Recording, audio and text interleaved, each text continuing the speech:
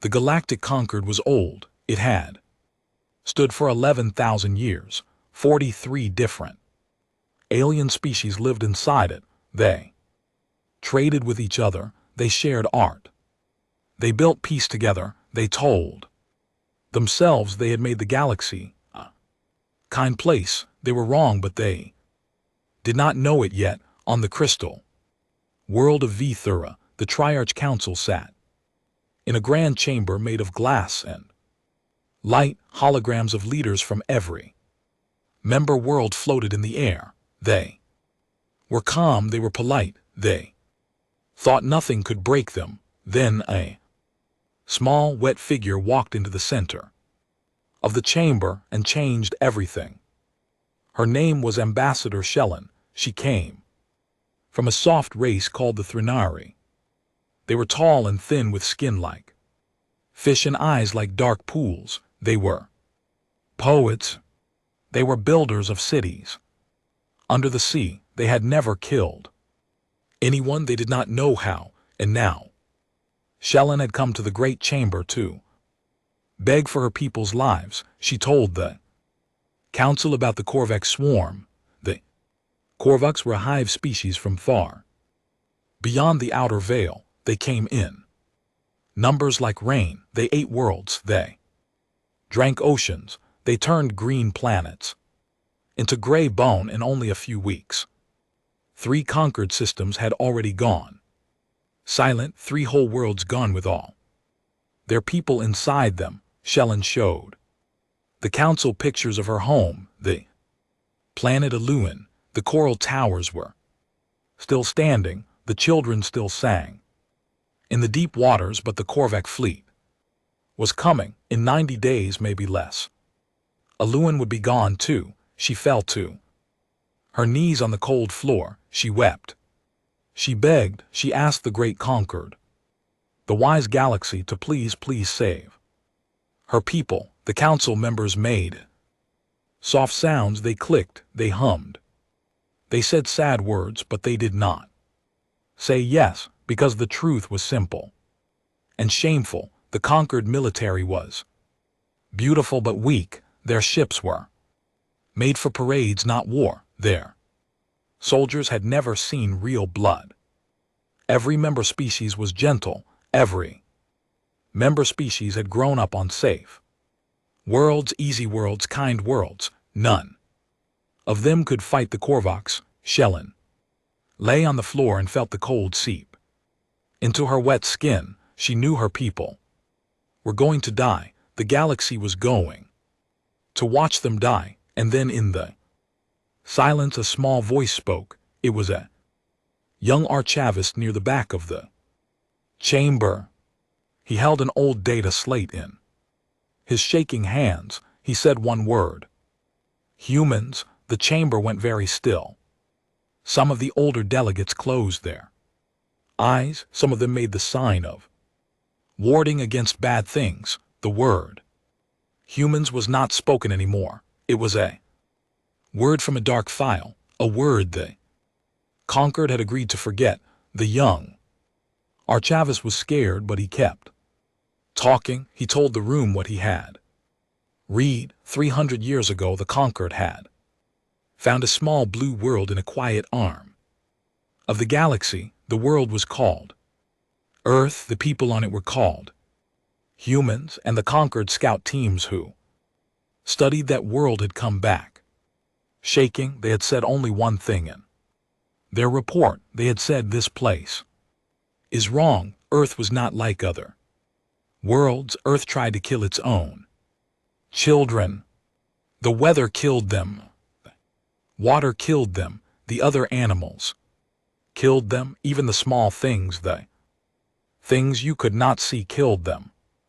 The conquered scientists had given Earth name in the catalog. They called it a Class 12 Death World, the highest and worst class there was. They had also written 3 words at the bottom of the file: do not approach. And the humans, the people who lived on this terrible place, were even worse than the world itself. They had wars all the time. They built weapons that could break their own planet in half. They hunted everything.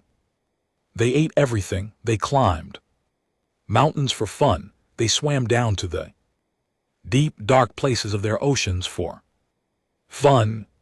The conquered scouts had watched a small group of humans walk into a frozen wasteland with nothing but bags on their backs. The scouts had waited for the humans to die. The humans did not die. They came back laughing. 300 years ago, the council had voted. Every species had voted yes. They had wrapped Earth in the Hadal protocols, a wall of silence, a net around the whole solar system. The humans would not be allowed out. The galaxy would not be allowed in. Humans were too dangerous. The humans were too strange. The humans were left alone in the dark with their angry world. To do what they did, the conquered had agreed never to speak of them again. Now, the young Archavis stood in the great chamber and reminded everyone of the file. The room was loud with fear. Many delegates shouted no. They said the protocols must hold. They said the humans were monsters. They said opening that door would be worse than the Korvax. One old delegate stood up and shook with rage. You want to fight a fire? He hissed by setting another fire. But Shellen lifted her head from the floor. Her eyes were red. Her voice was thin. She said, my world has 90 days. My children have 90 days. If you have a monster who can save them, then I want the monster. I will take the monster. Please give me the monster.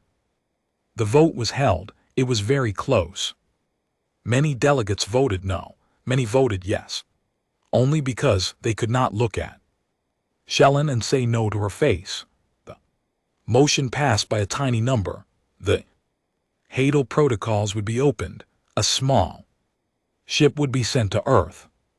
A message would be carried. The humans would be asked after 300 years of being locked away if they would come out and help.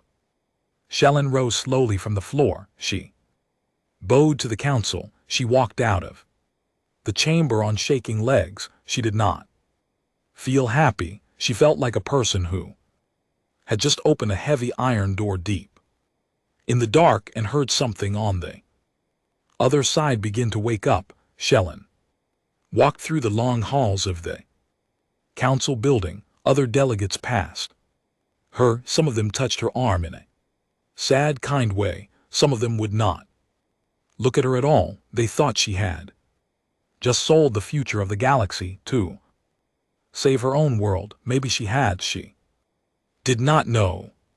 She only knew that she could not go home and tell the children of alone that the great wise conquered had decided to let them die because saving them was too messy. In her ship on the way back to her home world, Shellen sat alone and read the old human file. She read for many hours. She read about the wars they fought with each other. She read about their machines, which were strong but ugly. She read about the way they hunted in groups for many days, never giving up, walking until their feet bled, until the thing they hunted fell down from being tired. The conquered scientist who had written the file had used the word frightening many times.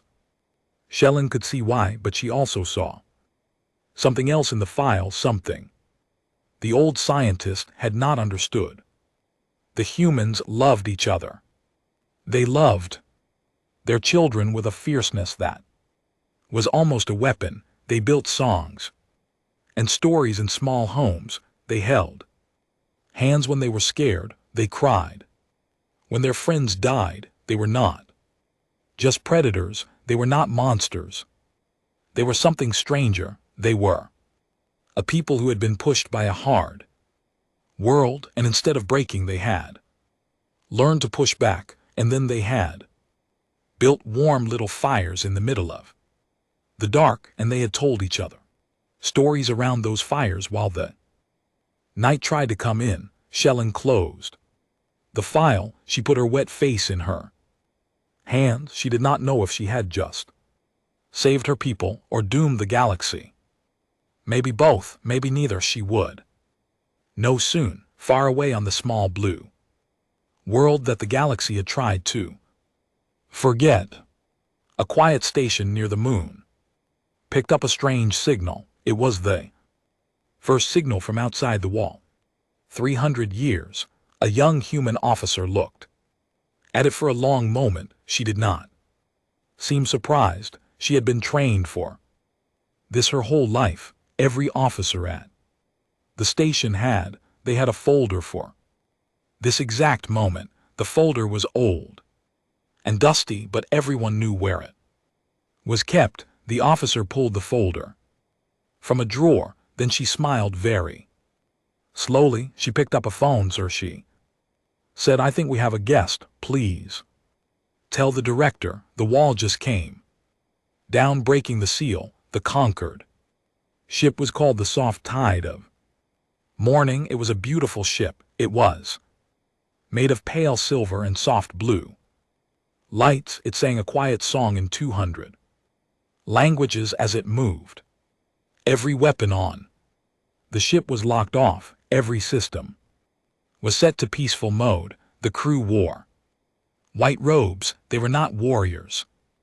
They were singers and speakers. They were the kindest face the conquered could put on. They were terrified. Ambassador Shellen stood on the bridge as the ship moved into the Sol system. Her crew was ready for many things. They were ready for ruins. They were ready for empty space. They were ready to find that the humans had killed each other long ago, the way the old reports had said they might. The reports were 300 years old.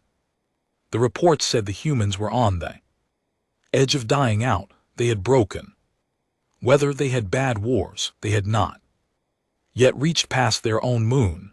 The crew on the Soft Tide of Morning thought they would find a sad and broken world.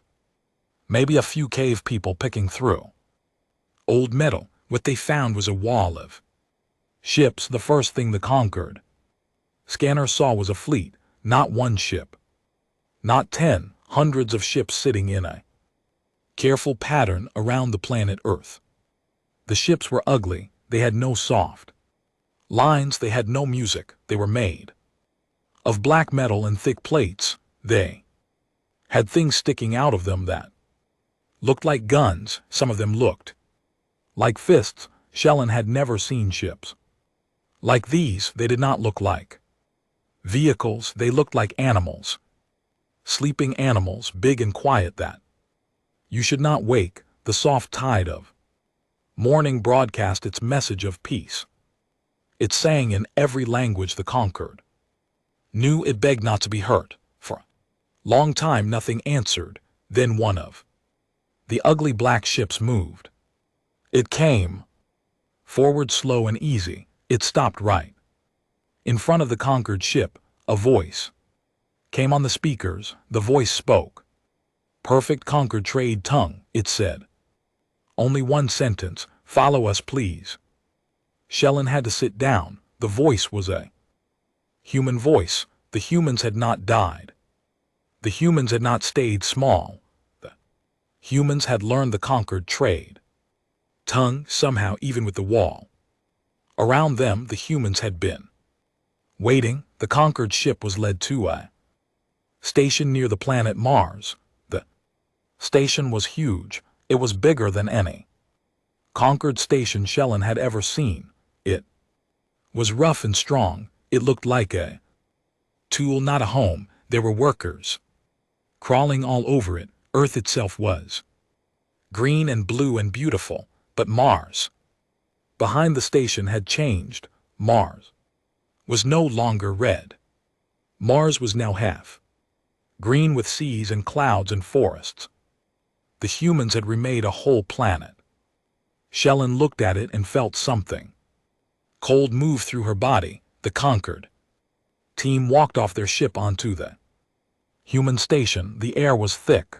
The gravity was heavy. The conquered crew began to sweat at once. The humans who came to meet them were tall. They were taller than the record said humans should be. They had hard shoulders and wide hands. They smiled with too many teeth. Shellen had read that human teeth were used for tearing meat. She tried not to look at the teeth. A woman walked at the front of the human group.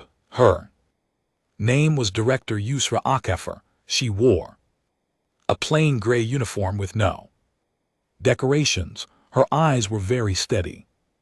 She did not bow. She did not smile. She just looked at Shellen the way a doctor looks at a wound. She held out one hand. Ambassador, she said, welcome to our system. Please come with me. We have many questions, and I think you have many answers. They walked through the station. Shellen tried to look strong, but she was scared of everything. She was scared of the noise. She was scared of the food smells, which were sharp and burning. She passed a group of human workers eating from small bowls. The food in the bowls was bright red. It looked like blood. One worker offered her a bite. She made a small sound of horror. The worker laughed and ate the spoonful himself, and his eyes did not even water. In a small meeting room, Director Akefer sat across from Shellen and folded her hands. The room was quiet. Shellen began to speak. She told them everything. She told them about the Korvax. She told them about the dying worlds. She told them about her home and her people and the 90 days. As she spoke, she also told them with her head low the other thing. She told them about the Hadal protocols, about the wall, about the 300-year quarantine. She thought the humans would be angry. She thought they would shout or hurt her or tell her ship to leave. They did not. The humans listened in total silence.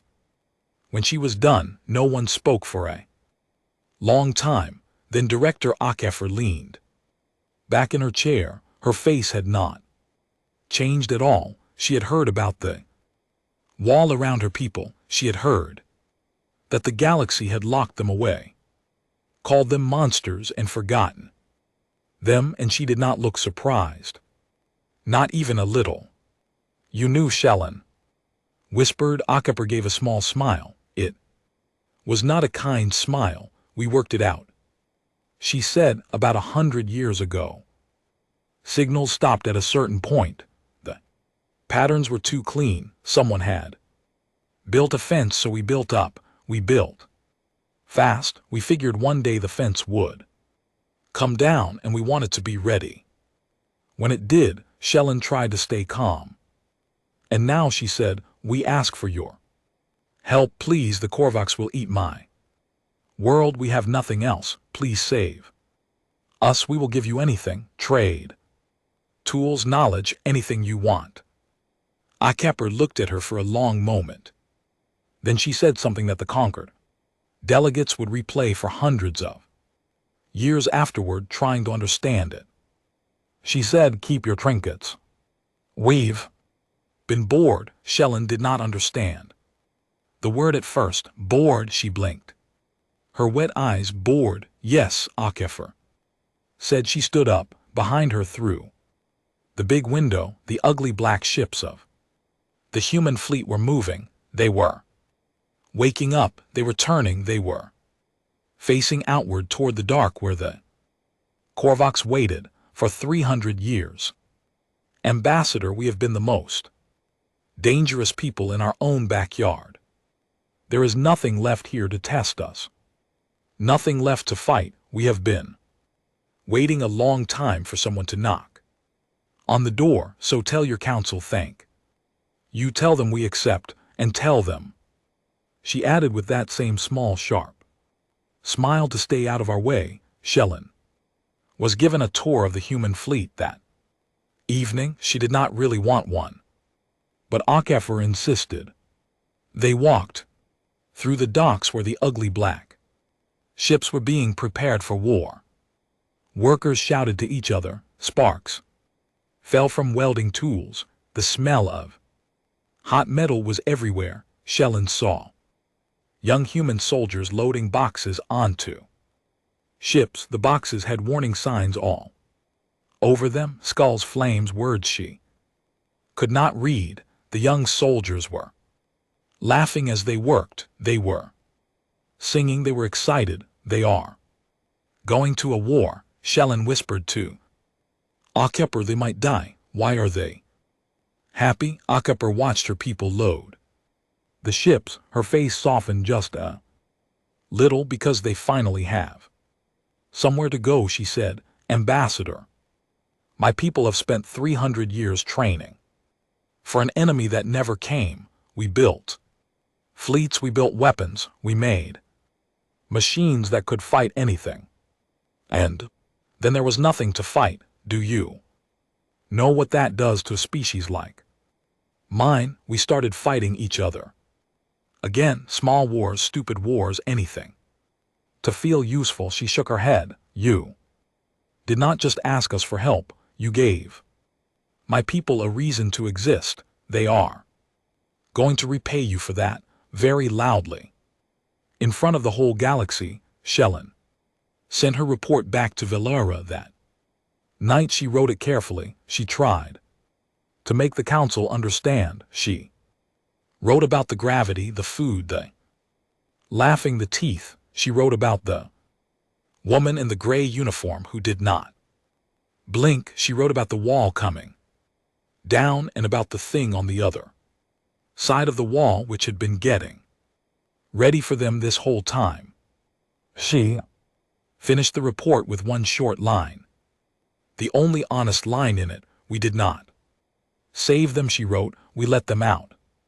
The Deathworlders deploy. Shellen was given a small room on the human flagship. The ship was called the Sherpa. It was the biggest of all the ugly black ships, and it was the lead ship of the human war fleet.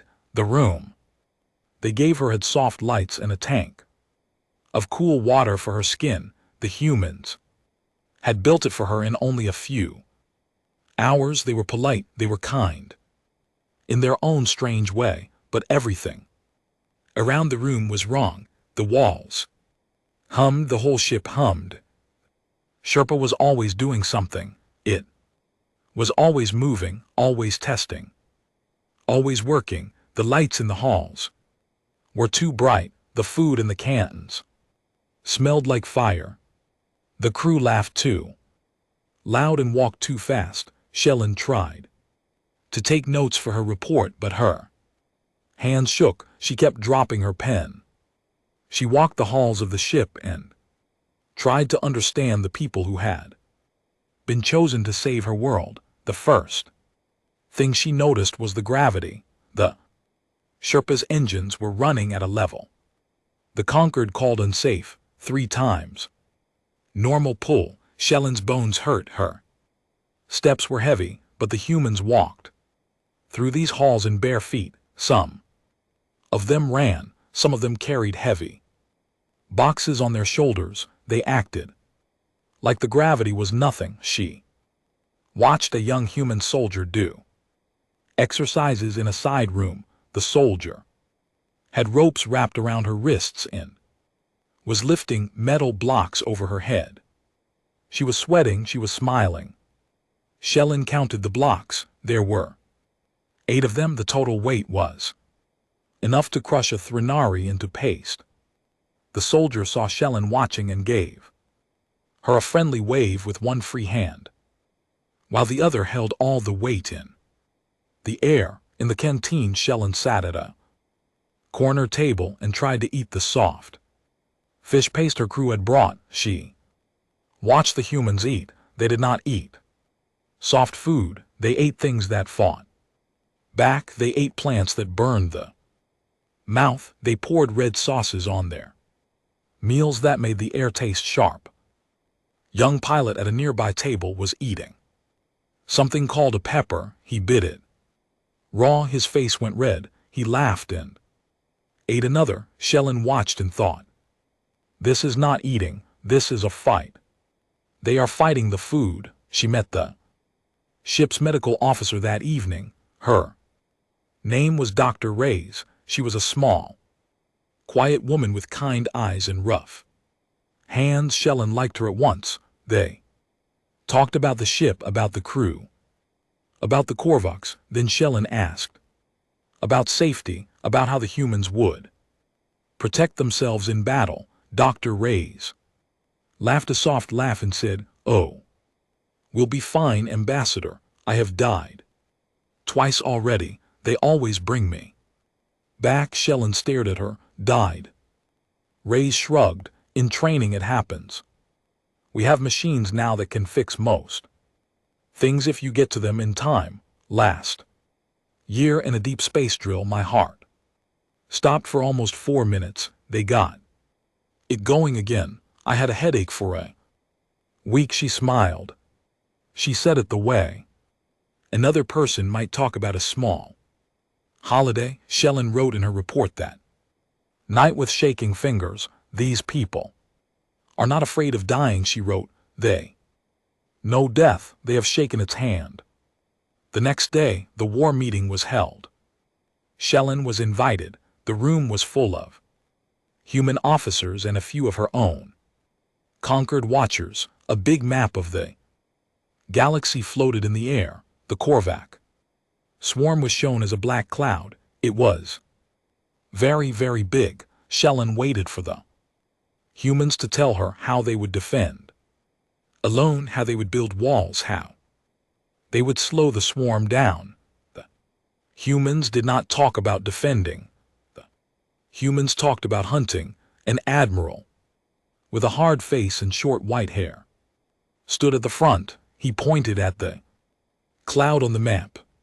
"This is the swarm," he said. "It moves like locusts. It eats, it breeds. We will not stand in front of it. That's stupid. We will get behind it. We will find where it sleeps.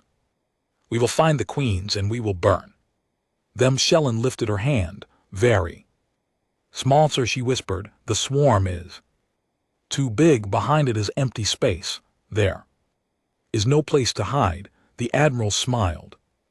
"We won't hide. We in LT Unk and GTLL move fast. Swarm thinks like one mind. It does not look behind itself because nothing has ever come behind it. We will come behind it." A young officer near the back stood up. He had a wide smile. He said, "And, sir, I had an idea. What if we let one of their scout ships board us? We pretend to be hurt. They send a boarding party. We let them get all the way inside, deep in, and then we pop the ship." The conquered watchers looked confused. One of them asked, "Pop the ship?" The young human officer nodded happily. "Yes, big bomb. We have something we call thermaric ordnance. It eats the air. It eats the heat. Anything inside the ship turns into smoke in less than a second, including us, but we make a clone of the ship's signal beforehand. The swarm thinks the ship is still there. They keep sending boarders. We keep popping. We did the math. It works." Shellen made a small sound. "You will blow up your own people on purpose." The young officer looked at her surprised. He really did not understand the question. "Yes, ma'am," he said. "For the win. Every soldier in this fleet has signed up for that kind of mission. We have a list. There is a waiting list." Actually, the first battle came 2 days later. The Korvax swarm reached the edge of the Threnari home system. The black cloud blotted out 3 suns. The conquered watchers on the Sherpa cried when they saw it. They had never seen anything so terrible. The swarm was endless. The swarm was hunger itself given a body. And then the human fleet, the ugly black ships, did something that broke every rule of conquered war. They did not form a line. They did not stand together. They scattered like wolves, like sharks, each ship hunted on its own, each pilot screamed into the calms, but not in fear. They screamed in joy. The pilots were laughing as they tore through the swarm. They were calling out targets. They were making jokes. One pilot, weaving between 3 Korvax cruisers, sang a song. Shellen watched from the Sherpa's bridge with her mouth open. The humans flew at angles their ships should not bend. They turned in ways that should have crushed their pilots. They had things in their bones, things in their blood that the conquered did not have. Director Akefer stood next to her, hands behind her back, watching her people work. She looked proud. She looked Shaylin realized like a mother watching her children play. Below them, in the dark of space, the Korvax swarm did something it had never done in its long, hungry life. It pulled back. The black cloud rolled away from the human fleet. The hive mind, for the first time in its memory, was confused. Something had bitten it. Something had bitten it in many places at once, and it could not find what. On the planet below, the people of Aluin came up out of their deep-sea cities. They stood on the wet sand of their beaches and looked up at the sky. They saw the great black cloud of the swarm, the thing that had come to eat their world. And they saw the small bright lights of the human ships moving through it, tearing it, breaking it. The Thrari did not have a word for what they were watching, because their language did not have a word for it. Their language did not have a word for victory. Shellen sent a message home to her people that night. She wrote it in soft Thrari song words. She told them they were going to live. She told them she had brought help. And the help was strange and frightening. But the help was working. She told them to thank the strangers when they could. She did not tell them how the strangers were laughing while they fought. She did not think her people were ready for that part yet. What the galaxy forgot. The war did not last long, but it was a hard thing to watch. The humans did not just push the Korvax back. They followed them. They went deep into the dark. They captured Korvax soldiers alive and brought them to labs. They took apart the bodies. They studied the brains. They learned how the swarm spoke to itself. They learned how it smelled.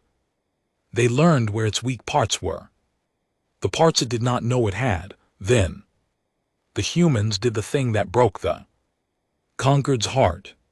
They made a smell, a chemical one, that copied the smell of a Korvax queen who was sick and angry. They put this smell into bombs. They threw the bombs into the swarm, and they Korvax soldiers, smelling the false sick queen, attacked their own real queens. The hive ate itself from the inside. Whole Korvax fleets fell apart in days. The swarm was not just losing now. The swarm was killing the swarm. The conquered council sent a message to the human fleet. The message was polite. The message said, "Please, you have done enough. You have saved us. The Korvax are running. Please stop." The humans did not stop. They followed the Korvax back to the outer veil. They found the nesting worlds, the dark, hot planets, where the queens laid their eggs, and they burned those worlds. Everyone.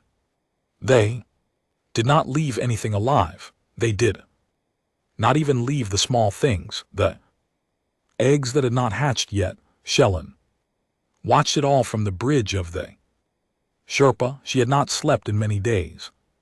Her heart was full of strange feelings. Her people were saved. Her children would live. She should have been crying with joy, but every time the humans burned another Korvax world, she felt something cold turn over inside her. She finally went to Director Akefer's office. She stood in the doorway and Asked the question she had been afraid to ask since the day she met them. Why are you like this? Akefer looked up. From her work, she did not get angry. She just looked tired. She nodded. Slowly, come with me, Ambassador. I want to show you something. I think it is time. They took a small ship to Earth. They did not go to the cities. They did not go to the museums. Akefer flew them to a flat golden land full of long grass and big animals. The humans called this place the Serengeti. Shellen stood in the warm wind and watched a great striped cat hunt a small running thing. The cat was fast. The small thing was faster. The cat got close, then lost it and lay down in the grass to rest. Akefer pointed at the cat for 2 million years. She said, that thing hunted my ancestors, things like that, things bigger than that. We had no claws, no big teeth, no fast legs. We had only our hands and our minds and each other. Every night was a fight to live until morning. Every morning was a fight to live until night, for a very, very long time. Then they flew to a deep, dark place under the ocean where the water pressed in like a hand around the ship. The humans called this place the Mariana Trench. Shellen looked through the window at things with too many eyes, things with their own small lights, things that should not be alive but were. Akefer said, we came from the sea, you know. Long ago, the sea was full of teeth. Then we came onto the land. The land was full of teeth too, so we kept going up the mountains, across the ice, into the deserts. Everywhere we went, the world tried to kill us, and we did not stop going. Then they flew to a quiet, empty place full of broken buildings and trees growing through windows. The humans called this place Chernobyl. Shellen could feel something wrong in the air, something invisible, something that hurt. Akefer said, this is where we made our biggest mistake. We split the heart of the atom. The land here is poisoned. It will be poisoned for 10,000 years. We did this to ourselves by accident in less than a day. We almost did much worse on purpose. We had so many of these bombs once that we could have ended ourselves 100 times over. We came so close, Ambassador, so close. She turned to Shellen. Her eyes, Clear's throat, were wet, but her voice was steady. Your old report said our world was trying to kill us. They were right. It was the weather, the diseases, the animals, each other, everything. And we won, Ambassador, every day for 2 million years. We won. We did not win because we were strong. We were not strong. We won because we did not stop. We won because every time the world hit us, we stood back up. We won because we were the only animal that could imagine a tomorrow and walked toward it through any kind of fire. Shellen sat down on a broken wall. She looked at her hands. She felt very small. She thought of her own world, of Aluin with its soft seas and gentle skies, of her people, the Thrari, who had never known a real winter, never known a real fight. The galaxy had been kind to them. The galaxy had handed them everything, and then a real predator had come, and they had been ready to die because they did not know how to live in a world with teeth. She understood then why the conquered had locked Earth away. The old council had been afraid. They had seen this wet little world with its strange wet little animals, and they had felt something they did not have a name for. They had felt that humans were not a normal sapient race. Humans were something else. Humans were a survival machine, a machine that had been turned on 2 million years ago and had never been turned off, a machine that when locked in a room with itself for 300 years, had only grown sharper, and then she understood the second, colder thing. The conquered had been wrong to lock Earth away, not because it was cruel, not even because it was unfair, but because the conquered had built itself on a lie. The lie was that the universe was kind. The lie was that gentle worlds made gentle peoples, and gentle peoples were the right way to be. The galaxy had told itself this story for 11,000 years, and then the Korvax had come, and the story had broken. The Korvax were not a special enemy. The Korvax were just the first thing the galaxy had ever met that bit back. The conquered had panicked because it did not know how to be bit in Clear's throat. It did not know how to bite the humans on their angry blue world. Knew the humans had been bitten by everything. The humans knew how to bite back. The humans knew in their bones that the universe was not kind. It was only sometimes quiet. Shellen looked up at Akefer. She had one last question, and out there she whispered past the outer veil, past the Korvax. Are there more things worse than the Korvax? Akefer looked at the ruined sky. She looked at the broken buildings. She thought for a long time, then she said very quietly, "Yes, Ambassador, we have been listening for 300 years. We have heard things, old things, patient things that have been waiting in the dark. The Korvax were noise. The real ones are silent, and someday soon they will notice that the Korvax have stopped moving, and then they will look up and they will see us, and they will come." Shellen looked at the human woman. The woman did not look afraid. She looked, if anything, ready. They flew back to the Sherpa in silence. Shellen sat by the window and watched Earth grow small behind them.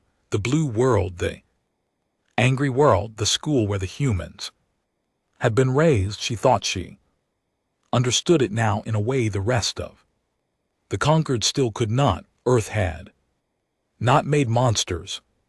Earth had made teachers, and the lessons Earth had taught its children were the lessons every species in the galaxy was going to need sooner or later. The humans were not the enemy. The humans were the warning. The humans were what every species had to become in part if they wanted to keep living in a universe that had teeth in it. After all, when they reached the Sherpa, Akefer turned to Shellen one last time. Her voice was gentler now, almost soft. "Ambassador," she said, "go back to your council.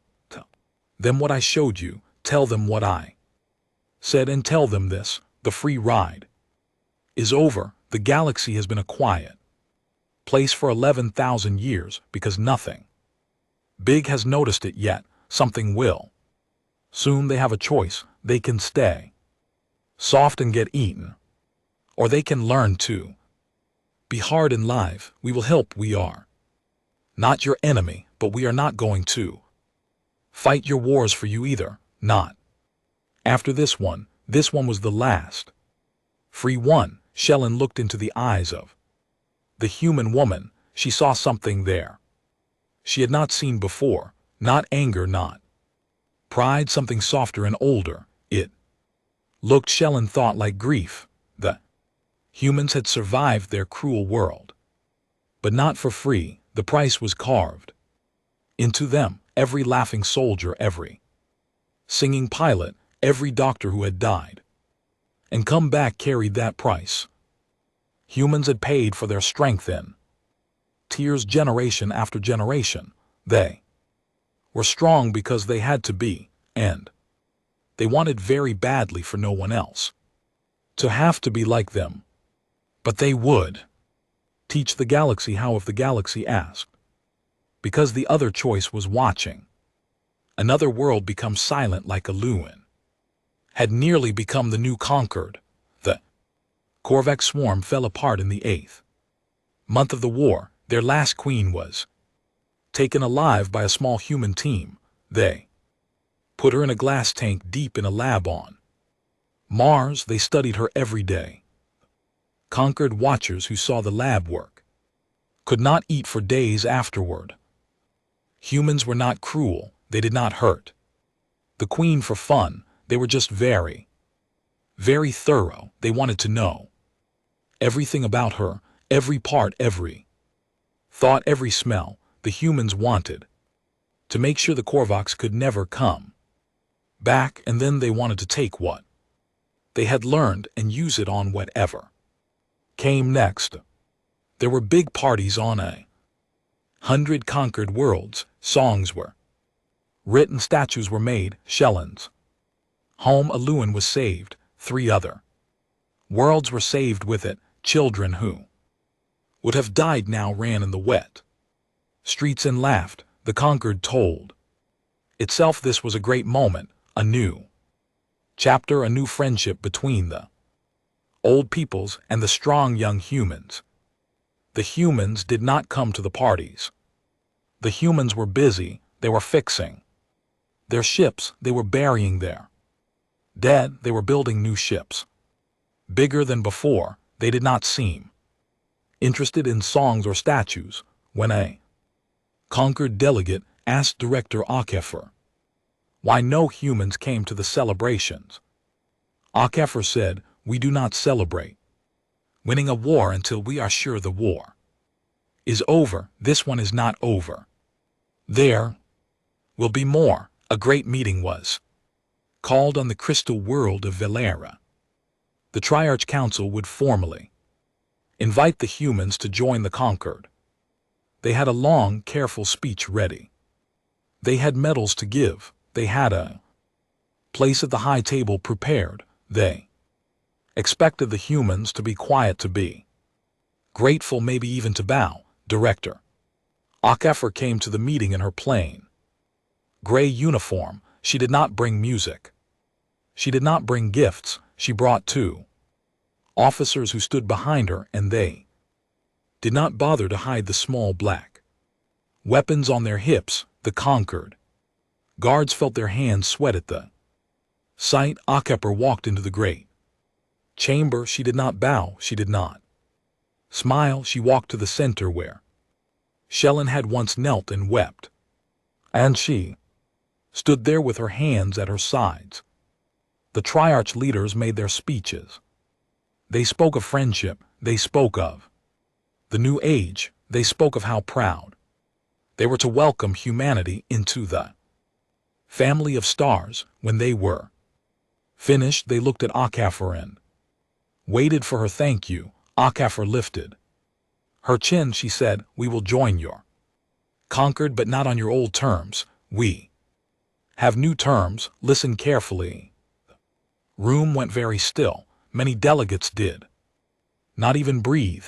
First, Akefer said, "The Hadal protocols are dead, not just for Earth, for everyone. You will not lock another species away again, not for being strong, not for being strange, not for being too much. The galaxy is bigger than your fear. You do not get to put fences on it anymore.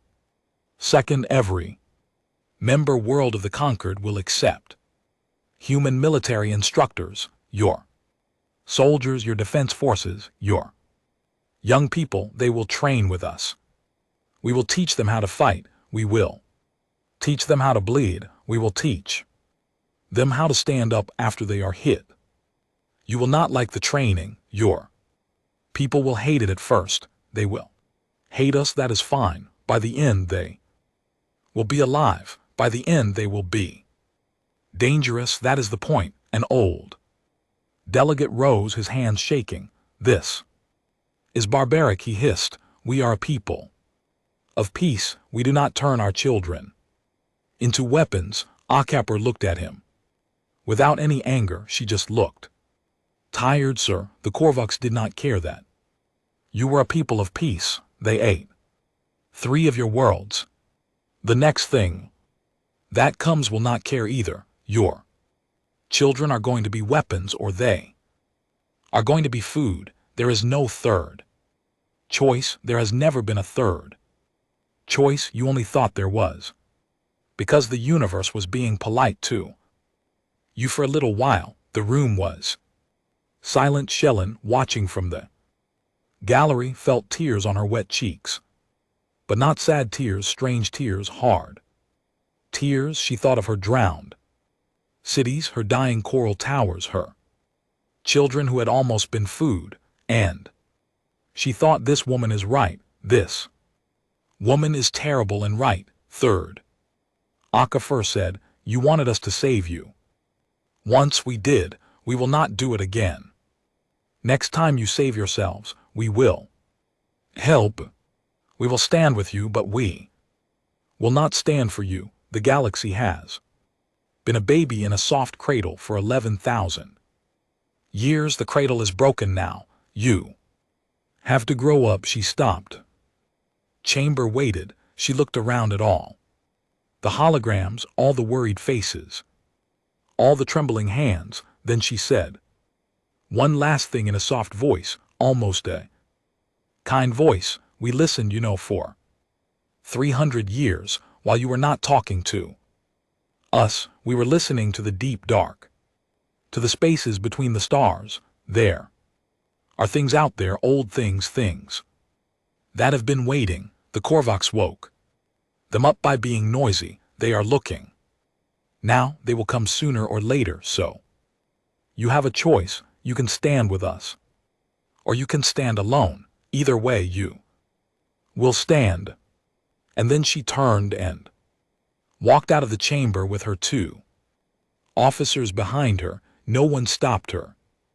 No one cheered. The conquered did not know how to cheer for what had just happened to it. The old galaxy had ended in that room. A new one had started. It was going to be sharper. It was going to be louder. It was going to hurt, but maybe, Shellen thought, watching her go, it would also live. That night Shellen flew home to On. She walked into the warm seas of her home world. She watched her own children play in the coral. They did not know how close they had come to dying. She did not tell them. She thought she would teach them one day the things the humans had said about the dark, about the things in it, about how to stand up after being hit.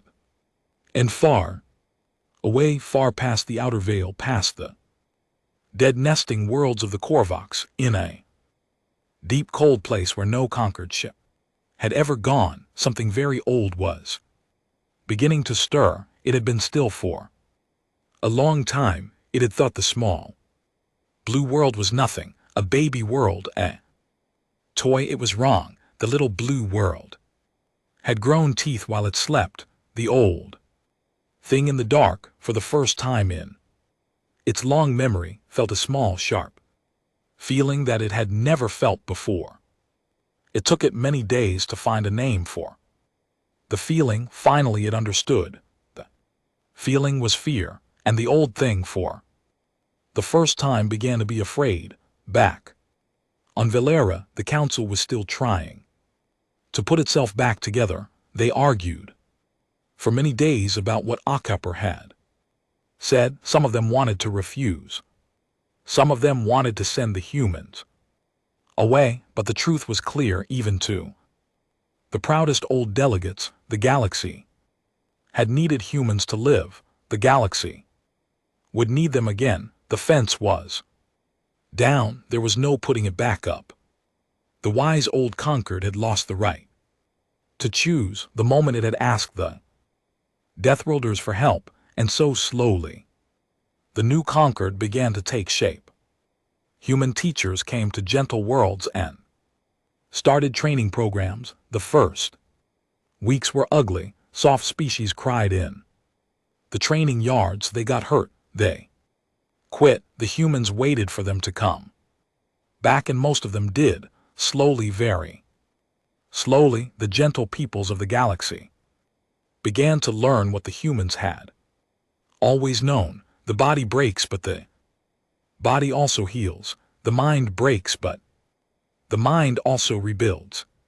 Standing back up is a skill like any other. It can be taught, it can be practiced, it can be made into something beautiful even. And in the deep dark, the old thing waited and watched and was afraid. It did not yet know what to do. The galaxy had grown teeth in its sleep. The little blue world had spread its lessons, and the old thing who had watched stars die, who had eaten suns, who had been the worst story whispered in the youngest galaxies, would have to make a choice. Come now and fight a galaxy that was learning to bite, or wait and hope the lesson did not finish before it could strike. Either way, the quiet 11,000 years were over. The story of the gentle conquered was done. Clear's throat, a new story was starting now. And at the front of it, with a small sharp smile, walked a woman in a plain gray uniform, leading a fleet of ugly black ships into a darkness that had never in all its long life met anything quite like